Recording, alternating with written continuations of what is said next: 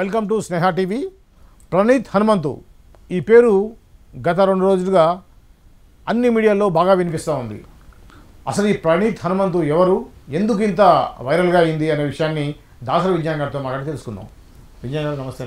నమస్తే విజ్ఞాన్ గారు, ఏంటిది సోషల్ మీడియా సంబంధించి వార్తల్లో ఈ ప్రణీత్ హనుమంతు అనే వ్యక్తి చేసిన కామెంట్స్ మీద అందరూ చాలామంది విపరీతంగా దాన్ని విమర్శిస్తూ ఉన్నారు. అసలు ఏం జరిగింది అసలు? బేసికల్లీ సోషల్ మీడియా ప్లాట్ఫామ్లో ఈ అబ్బాయిలు ప్రణీత్ హనుమంతు మనకి ఎక్కువ మందికి తెలియకపోవచ్చు, కానీ వీళ్ళ బ్రదర్ కొంచెం ఫేమస్ ఇతని కంటే. జూడ్ అని అజయ్ హనుమంతు ఆ పిల్లోడి పేరు. వీడియోలు చేసి చిన్న నీ దగ్గరకు వస్తున్నా, నీకేం కావాలో చెప్పు, ల్యాప్టాప్ కావాలా, ఫోన్ కావాలా, డబ్బులు కావాలా అట్లా పంచుతూ ఉంటాడు. ఫ్యాషన్ వేసుకుంటాడు, మంచి డ్రెస్సులు వేసుకొని, షూస్ వేసుకొని, కళ్ళజోడు పెట్టుకొని, మన ఇతనిలాగా ఇది ఎవరు డబ్బులు ఇస్తూ ఉంటాడు అందరికి, మంచి హర్ష సాయి లాగా చేస్తాడు. అట్ ద సేమ్ టైం మంచి ఫ్యాషన్ ఇన్ఫ్లుయెన్సర్. ఓకే, తక్కువ ఖర్చుతో ఏమేమి పెట్టుకోవాలి, రింగులు ఏం వేసుకుంటావు, నెక్స్ట్ డ్రెస్ ఏం వేసుకుంటావు, మెడలో ఏం వేసుకుంటావు, అవన్నీ చూపిస్తాడు పిల్లలకి. ఓకే, కాలేజ్ పిల్లల్లో మంచి క్రేజ్ కూడా ఉంది. ఆ టైపు మనిషి, పర్వాలేదు, అంతవరకు బాగానే ఉంది. వాళ్ళ బ్రదర్ ఇతను ప్రణీత్ హనుమంతు. ఓకే, వీళ్ళ daddy senior IPS officer. Okay, well educated family, బాగా చదువుకున్నారు. అంటే చదివిస్తే ఉన్నమతి పోయిందనే సామెతకి కరెక్ట్ సూటబుల్ పర్సన్స్ అనమాట. ఓకే, వీళ్ళు ఏం చేసేవాళ్ళంటే ఫ్యాషన్ ఇట్లా వ్లాగర్స్, వాళ్ళ ఫ్యామిలీకి మరి ఏదో అలవాటు పడద్ది. ఇతనికి కూడా సినిమా ఇండస్ట్రీ అంటే పిచ్చి, ఇష్టం. చాలా మంది. ఏ స్టేట్ సంబంధించిన వ్యక్తి ఈయన ప్రణీత్ హనుమంత్ ప్రెసెంట్ ఎక్కడున్నాడో నాకు తెలుగు వాళ్ళే, ఇద్దరు తెలుగు వాళ్ళు. ఓకే, సో మన దీన్ని ఏమంటారో సినిమా వాళ్ళతో ఎక్కువ పరిచయాలు ఉండి చాలా సినిమాలు చూస్తూ వాటి రివ్యూలు కూడా చెప్పుకుంటూ సరదాగా ఒక టీం, 4 గ్రూప్ టీంలు, అందరు ఒకరి దగ్గర ఉంటారు. వీళ్ళందరూ కలిసి జూమ్ మీటింగ్ లో కలుసుకుంటారు. నేను హెడ్ అనుకోండి, నేను ప్రణీత్ హనుమంతు. నా వెనకాల ట్యాగ్ హ్యాపీగా ఉండు మామ అనే టైటిల్. దీంతో నేనేం చేస్తా, ఎప్పుడు ఏదైనా ఒక వీడియో చూసాను అనుకో, ఆ వీడియో ఫ్రెండ్స్ అందరికి పంపిస్తా. వాళ్ళందరూ చూసి వాళ్ళ రియాక్షన్లు దాని మీద చెప్పాలి. ఇప్పుడు ఫర్ ఎగ్జాంపుల్ ఒక వీడియో వచ్చింది, మన ఇద్దరు మాట్లాడే వీడియోనేనండి. మనం ఏదో టాపిక్ మాట్లాడేదాన్ని వాళ్ళు రోస్ట్ చేస్తారు, నేను అనేదాన్ని రోస్ట్ చేస్తారు, మీరు మాట్లాడేది రోస్ట్ చేస్తారు. ఎరా నీకు అలా అనిపిస్తుందా, నీకు ఇలా అనిపిస్తుందా, నా అనాలిసిస్ కూడా చేయొచ్చు. ఓకే, ఇట్లా కొన్ని వీడియోలు చేస్తారు. సరదాగానే ఉండేవి, బాగుండేవి, ఒక ఎక్స్టెంట్ వరకు నిజంగా బాగానే ఉండేవి. కానీ లిమిట్ క్రాస్ అవుతాడని ఇప్పుడు అనిపించింది. ఏమైందంటే లాస్ట్ కొంచెం ముందుకు వెళ్తే, రీసెంట్లీ మనం కన్నప్ప గురించి మాట్లాడడం గుర్తుందా? కన్నప్ప టీజర్ ట్రైలర్ గురించి వీళ్ళు దాన్ని ఎలా ట్రోల్ చేశారంటే, పిన్ టు పిన్ ట్రోల్ చేశాడు. నువ్వు ఎందుకు తీస్తున్నావు రా సినిమా అన్నట్టుగా చాలా వెకిలిగా విష్ణుని ప్లస్ మోహన్ బాబు గారిని అందరినీ చాలా ఒక రకంగా ట్రోల్ చేశారు. మొన్న కల్కి సినిమాలో కూడా అలాగే ట్రోల్ చేశారు. దీపిక పడుకోబెట్టింది, దీపిక నిల్చొని, దీపిక ఆపిక అని చెప్పేసి ఏదో అన్నారు. సరే పర్లేదులే, ఏదో సరదాగా సినిమాల గురించి మాట్లాడుకున్నారు. నచ్చినోడు నచ్చిందంటాడు, నచ్చినోడు నచ్చలేదు అంటాడు, తప్పే ఉంది, అది వాడి ఇష్టం, వదిలేద్దాం.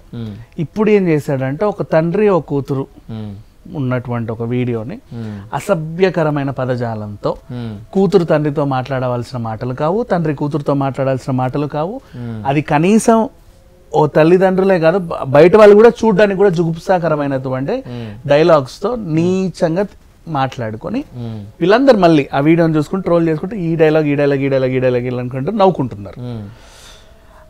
అది కాస్త ఇప్పుడు కొద్ది గొప్ప వీళ్ళని ఫాలో అయ్యే వాళ్ళు ఉంటారు కదా, వాళ్ళకు కూడా కొంతమందికి సరదా అనిపించి ఎక్స్లో ఆడిడ షేర్ చేస్తే అటు తిరిగి సాయిధరం తేజ్ చూసాడు దాన్ని. ఇంకా సమాజం ఏమవుతుంది, ఇంత నీచంగా కూడా ఉంటారా మనుషులు, ఒక తండ్రి కూతుర్లని కూడా వదలరా, ఆ పదజాలం ఏంటి, ఆ అబ్యూజ్ ఏంటి, అంత నీచంగా ఎలా చేస్తారని 2 తెలుగు రాష్ట్రాల ముఖ్యమంత్రులకు ట్యాగ్ చేసి ఇలాంటి వాళ్ళ మీద కఠిన చర్యలు తీసుకోండి అని చెప్పాడు. దానికి బట్టి విక్రమార్క గారు రిప్లై ఇస్తూ, అవును నేను కూడా కఠిన చర్యలు తీసుకుంటాను, వీళ్ళపైన ఎఫ్ఐఆర్ నమోదు చేశారు, ఫోక్సో చట్టం కింద కేసు కూడా పెట్టాడు, ఆల్మోస్ట్ అది ప్రాసెస్లో ఉందని తెలిసింది. ఇకపోతే ఈ మనోజ్ కూడా దీనికి స్పందించాడు. ఇలాంటివన్నీ సాయిధరం తేజ్ ఇంకో సలహా కూడా ఇచ్చాడు జనాలకి, మీరు మీ పిల్లలతో అందమైన వీడియోలు చేస్తారు, కానీ అవి మీరు మురిసిపుందామని చెప్పేసి ఇంటర్నెట్లో పెడతారు. మురిసిపోయే వాళ్ళు ఉంటారు, అరే పాప ఎంత క్యూట్గా ఉందో చూడు, బాబు ఎంత ముద్దుగా ఉన్నాడో చూడు అని అనేవాళ్ళు 100 మంది ఉంటే, ఇట్లా చేసే వాళ్ళు 1000 మంది ఉంటారు ఇవాళ రోజుల్లో. టెక్నాలజీ అంత డెవలప్ అయింది కదా. వద్దన్నా మీరన్నా మానండి పెట్టడం. ఎందుకంటే మీ తృప్తి కోసం మీరు పెట్టుకుంటారు, మళ్ళీ వాళ్ళు ఏదో అన్నారని మళ్ళీ బాధపడతారు కదా. ఆ బాధ ఎందుకు, పెట్టకపోతే బెటర్ కదా అని ఒక మంచి సలహానే ఇచ్చాడు, తప్పులేదు. మనోజ్కి ఇంకా మండింది, ఆయన అంత చూస్తా ఇంత చూస్తా అన్నాడు. ఇతను ఏంటంటే సినిమా పిచ్చి అన్నాను కదా, హరోం హరా అనే ఒక సినిమాలో నటించాడు రీసెంట్లీ, సుధీర్ బాబు సినిమాది. సుధీర్ బాబు కూడా స్పందిస్తూ ఇలాంటి వాడు నా సినిమాలో నటించని చెప్పుకోవడం నాకే సిగ్గుగా ఉంది, మా చిత్ర తరఫున మేము క్షమాపణలు కోరుకుంటున్నాం, మన్నించండి అని అన్నాడు. అంతే కదా, ఇప్పుడు ఏం చేయలేరుగా, ఇప్పుడు వాడిని తీసే సినిమా నేను చేయలేరుగా, పాపం కోట్లు ఖర్చు పెట్టుకున్నారు. మా తరఫున కూడా ఒక క్షమాపణ, ఇంత నీచుడు మా దాంట్లో పనిచేసాడని మాకు తెలియదు అని వాళ్ళు ఒక క్షమాపణ కోరుకున్నారు. అది వరకు బాగానే ఉంది. ఇంకపోతే ఇప్పుడు అసలు విషయం మాట్లాడాలంటే, చాలామంది సెలబ్రిటీల గురించి టాపిక్ వచ్చింది కూడా చెప్తున్నా. మన సురేఖ వాణి వాళ్ళ అమ్మాయితో మంచి డ్యాన్సులు వీడియోలు పెట్టుకుంటుంది. పాపం వాళ్ళిద్దరికి ఎవరు లేరు, తల్లికి కూతురు, కూతురుకు తల్లి. అసలు వాళ్ళకి అమ్మాయినా నాన్నైనా వాళ్ళిద్దరికి వాళ్ళే, ఇంకెవ్వరు లేరు ప్రపంచం. సరదా వీడియోలు పెట్టుకుంటే దానికి కామెంట్లు, ఆంటీ తయారు చేసావా నీ కూతుర్ని, భలే ఉంది, నువ్వు వస్తావా దాన్ని పంపిస్తావని మెసేజ్లు.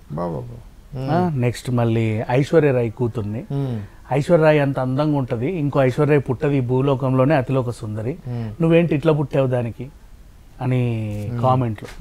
పాప మా పిల్ల ఏం చేస్తుంది, అండ్ కేసు పెట్టించారులే, వాళ్ళు కూడా కేసు పెట్టారు.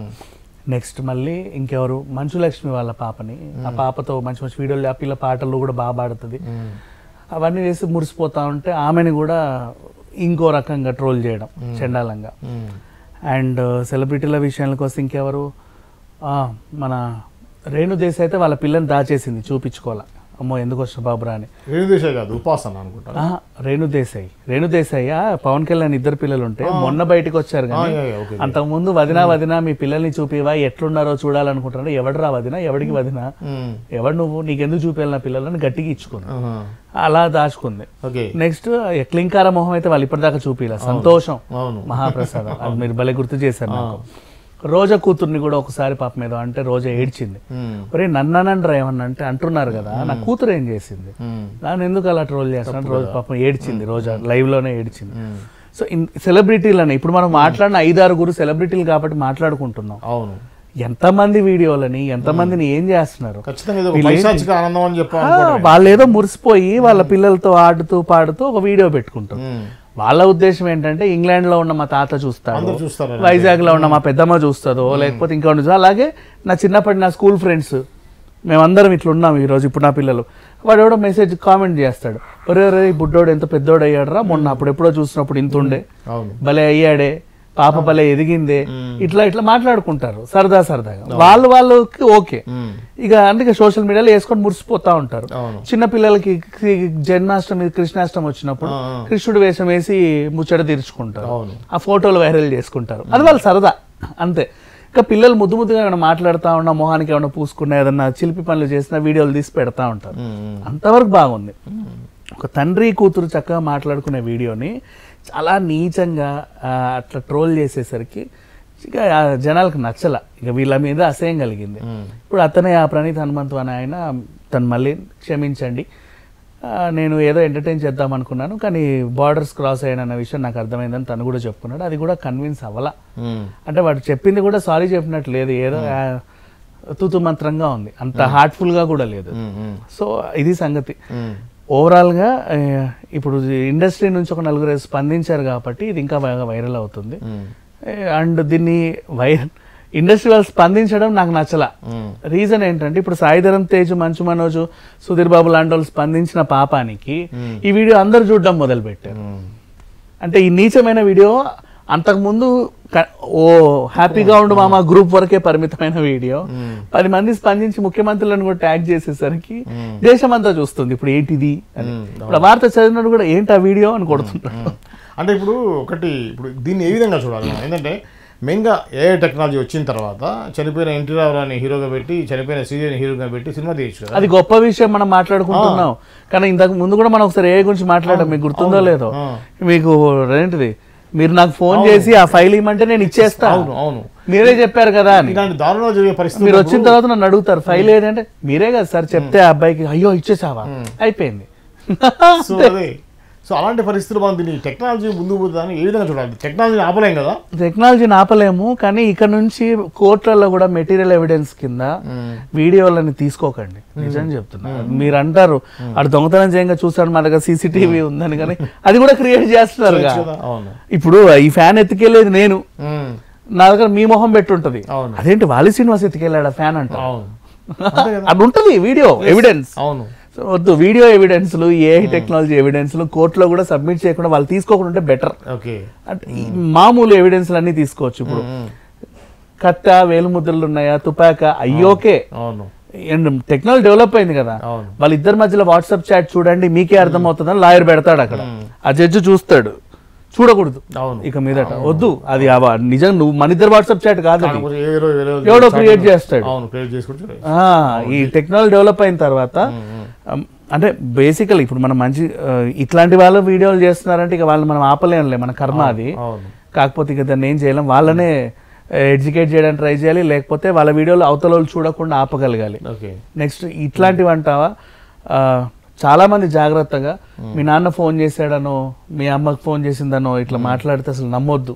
వాయిస్లు కూడా ఇమిటేట్ చేస్తున్నారు, ఫోటోలను మార్ఫింగ్ చేస్తున్నారు. జాగ్రత్తగా ఉండాలి. ఫోన్ ద్వారా మనం ఉపయోగిస్తున్నామా మాట్లాడుకున్నామా చాలు. ఇంకా డెవలప్ అయిన టెక్నాలజీని అనుభవం మనం తీసుకుని మొన్న రష్మిక మడన్న వీడియోని ఎలా చేసి అసలు రష్మిక మడన్నే రష్మికే అంతే, ఇంకా అసలు భలే పెట్టాడు ఫేస్ విత్ ఎక్స్ప్రెషన్స్ తిరుగుతున్నాయి. ఇంత ముందంటే మొహం అతికిచ్చిన మొహం తెలిసేది ఇట్లుండేవి, ఇప్పుడు అట్లా లేదండి అన్ని. అసలు ఆమె ఇంతే, ఇంకా అసలు మనం కాదంటే నమ్మరు. డీప్ ఫేక్ అయితే చాలా టెక్నాలజీ దారుణంగా డీప్ ఫేక్ తో ఫోన్ వీడియోలు మొహాలు పెట్టేసి దారుణం కదా, అట్లా ఉంది పరిస్థితి. సో కొంచెం ఈ టెక్నాలజీ డెవలప్ అయిన సంతోషపడాలో బాధపడాలో అర్థం కావట్లేదు. అవును, ఇది అండి ఏదైతే రీసెంట్గా జరిగినటువంటి ఇన్సిడెంట్ ఏదైతే ఉందో సోషల్ మీడియాకి సంబంధించి ఇప్పుడు అన్ని మీడియా సంస్థలు కానీ సోషల్ మీడియాలో కానీ బాగా వినిపిస్తున్నది ఏంటంటే ఇటువంటి ఫేక్ వీడియోస్ వల్ల జరిగేటువంటి అనర్థాలు ఏంటి అనే దాని మీద అందరూ చాలా సీరియస్గా ఆలోచిస్తున్నారు. ఇలాంటి మరో అంశంతో మళ్ళీ కలుద్దాం. అంతవరకు చూస్తూనే ఉండండి స్నేహ టీవీ.